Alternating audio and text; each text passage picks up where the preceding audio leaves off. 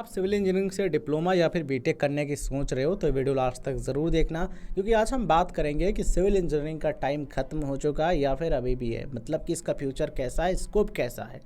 देखिए दोस्तों, civil engineering लोग कई कारणों से चुनते हैं। कुछ लोग आउटडोर जॉब मतलब कि फील्ड के जॉब के लिए, साइट वाले जॉब के लिए करते हैं, और कुछ लोग कि इसमें वैकेंसी ज़्यादा आती है गवर्नमेंट वाली, है ना, गवर्नमेंट जॉब वाली, इसलिए चूज करते हैं। लेकिन कई सारे कारण होते हैं। क्या अभी भी इसका टाइम है, क्या करना चाहिए या फिर नहीं, इस पर भी चर्चा करेंगे। समझिएगा, देखिए आज के समय में भी जो स्मार्ट सिटीज़ बन रही हैं, जो इंफ्रा प्रोजेक्ट्स बन रहे हैं, बड़े बड़े प्रोजेक्ट लॉन्च हो रहे हैं, डेवलपमेंट यानी कि जो भौतिक विकास हो रहा है, इसमें सिविल का काफ़ी रोल है ना। कुछ भी बनना होता है, निर्माण काम होना होता है, तो इसमें सिविल का काफ़ी रोल रहता है। तो जो मेट्रो सिटीज़ या फिर जो स्मार्ट सिटीज़ बन रही हैं, ठीक है, जो मेट्रो रेल कॉर्पोरेशन चल रहे हैं, ये नई नई मेट्रो लाइनें बन रही हैं, पूरा सिस्टम चल रहा है, तो इसमें अपॉर्चुनिटी है। मतलब कि सिविल में अपॉर्चुनिटी कम नहीं हुई है। लेकिन भैया हुआ क्या है, रियलिटी ये भी है कि कंपटीशन बढ़ा है। अगर आपको जॉब चाहिए तो एवरेज से बेटर बनना होगा, मतलब औसत से बेहतर बने रहना होगा। क्योंकि हो क्या रहा है, जागरूकता बढ़ रही है, और जब जागरूकता बढ़ती है तो कंपटीशन भी बढ़ता है। जब जागरूकता बढ़ती है किसी चीज़ के बारे में तो कंपटीशन बढ़ता है। लेकिन अगर आपको अपना स्थान बनाए रखना है सिविल में, तो करना क्या होगा, आपको बेटर बनना होगा एवरेज से। मतलब कि एवरेज से काम नहीं चलने वाला। अगर आपको बढ़िया चाहिए सैलरी और स्कोप अच्छा रहे आपके लिए, आपको ऐसा लगे, तो उसके लिए आपको समय के साथ अपडेटेड रहना होगा। अब कुछ जो समय के साथ स्किल्स चेंज हुई है ना, उन स्किल्स को भी आपको अडॉप्ट करना होगा। ठीक है, तो अपडेटेड स्किल्स की आवश्यकता है। साथ में प्रोजेक्ट मैनेजमेंट भी आपको आना चाहिए। सिविल अभी भी अपना सही स्थान बनाए हुए, इस चीज़ को ध्यान रखिए। गवर्नमेंट जॉब स्कोप की बात कर लेते हैं दोस्तों। देखिए, तो जो जूनियर इंजीनियर की जॉब्स हैं ना, वो भी अभी बरकरार हैं।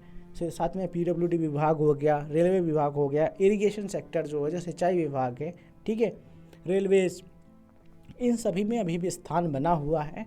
एंट्रेंस एग्ज़ाम दे करके जो सिलेक्शन की प्रक्रिया है वो दे करके आप सेलेक्ट हो सकते हो। तो गवर्नमेंट में भी अभी भी अपॉर्चुनिटीज़ हैं। ठीक है, प्राइवेट सेक्टर की बात करते हैं तो साइट सुपरवाइज़र, इसके बाद जो बिल्डर कंपनीज होती हैं उनमें सिविल की वैकेंसी निकलती है। जो कंस्ट्रक्शन फर्म्स हैं, ठीक है, जो कंस्ट्रक्शन वाली कंपनीज हैं, जो फर्म्स हैं, उनमें भी सिविल की अच्छी जगह बनी हुई है। सिविल वाले जो कैंडिडेट्स उनको जॉब मिलता है। अब यार डिमांड क्यों, सवाल ये आता है कि इसका डिमांड क्यों बना हुआ है। देखो, समय के साथ क्या होता है, रोडें गड़बड़ होती है, ख़राब होती हैं, नई नई रोडें बनती हैं, है ना, नई नई सड़कें बनती हैं। तो जब सड़क पहले पारित होती है, फिर आगे का काम देखते हैं, तो ज़मीन पर मतलब ग्राउंड लेवल पर जब बनाना होता है तो सिविल इंजीनियर की रिक्वायरमेंट होती है। तो उनका स्थान बना हुआ है। ठीक है, इसके बाद जो हाईवेज, जो राष्ट्रीय राजमार्ग हैं या फिर जो स्टेट लेवल के हैं, है ना, वो भी काफ़ी बढ़ रहे हैं। डेवलपमेंट का काम चल रहा है अपने भारत में, तो सिविल इंजीनियर की रिक्वायरमेंट है।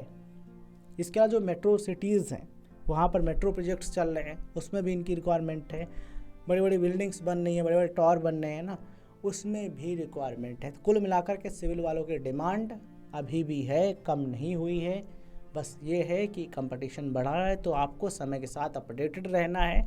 नई नई स्किल्स जो आ रही हैं उनसे अपडेट रहना है और सीखना है। रियलिटी ये भी है कि केवल डिप्लोमा से काम नहीं चलने वाला, साथ में प्रैक्टिकल नॉलेज बहुत ज़रूरी। जो प्रैक्टिकल स्किल्स है वो आपको आनी चाहिए। कौन सी स्किल ज़रूरी हैं, तो ऑटोकैड सीख ले तो ये काफ़ी हेल्प करेगी बहुत सारी जॉब्स में। ठीक है, इसके अलावा आपको एस्टिमेट बनाना आना चाहिए, मतलब कि एस्टिमेशन आना चाहिए। इसके अलावा सर्वेक्षण यानी कि सर्वे और एक्सेल, ये जो चीज़ें हैं, ये स्किल्स बहुत इंपॉर्टेंट। साथ में एआई, समय के साथ ज़माना बदल रहा है, तो एआई से भी आपको अपडेट रहना चाहिए। सैलरी की बात कर लेते हैं दोस्तों। देखिए, प्राइवेट सेक्टर में 15 से 20,000 25,000 रुपये एज अ फ्रेशर होती है, और एक्सपीरियंस के साथ 30 से 50,000 रुपये तक हो सकती है। वहीं अगर हम बात करें दोस्तों गवर्नमेंट की, तो स्टार्टिंग में सैलरी स्टेट में हमने आपको बताया कि स्टेट लेवल पर जब जो गवर्नमेंट जॉब्स होती हैं जेई की, उनमें 35 से 50,000 रुपये तक होती है स्टार्टिंग, और सेंट्रल लेवल पर 45 से 65,000 रुपये इन हैंड सैलरी होती है। ग्रॉस तो 17+ होती है ना। तो ये स्टार्टिंग की एक्सपीरियंस के साथ सैलरी बढ़ती है, तो यह रियलिटी है। अब देखो भाई, क्या है बड़ी मिस्टेक क्या करते हैं लोग, नो स्किल्स, डिप्लोमा कर लिया, सीखते नहीं, बाद में कहते हैं सैलरी कम मिले या फिर जॉब नहीं मिल रही। जितना ज़्यादा हो सके स्किल्स पर काम करो, इंटर्नशिप लो। इससे क्या होगा, यहाँ पर इन्वेस्ट कर रहे हो ना, उससे बेनिफिट आगे चल के मिलता है जब आप एक बढ़िया जॉब ढूंढते हो वहाँ पर। इसलिए स्किल्स बहुत इंपॉर्टेंट है। सवाल ये आता है कि सिविल किसके लिए बेस्ट है, मतलब सिविल इंजीनियरिंग ब्रांच किसको लेनी चाहिए। देखो, जिनका इंटरेस्ट है साइट में, मतलब कि जिनको फील्ड का काम करना पसंद है उनके लिए सही है, और जो प्रैक्टिकल माइंडसेट वाले लोग हैं उनके लिए सिविल इंजीनियरिंग बेस्ट ऑप्शन है। सिविल का जो स्कोप है वो ख़त्म नहीं हुआ है। देखो, स्टार्ट करते हो एज अ फ्रेशर, साथ में आपको क्या करना होता है, सीखना होता है, पेशेंस रखना होता है और प्लानिंग बना करके काम करना होता है। जब आप अनुभवी हो जाते हो तब आपको ग्रोथ मिलती है, और जब आप और ज़्यादा स्पेशलिस्ट हो जाते हो तो आपको बहुत बड़ी सफलता मिलती है। अब आपको क्या करना है कि अब आप सिविल इंजीनियरिंग लेंगे या फिर इलेक्ट्रिकल या फिर मैकेनिकल, कमेंट सेक्शन में ज़रूर लिखिएगा। गवर्नमेंट जॉब आपका गोल है या फिर प्राइवेट, या फिर आपको इस सेक्टर में बिजनेस करना है, कमेंट में अपना राय ज़रूर बताइएगा।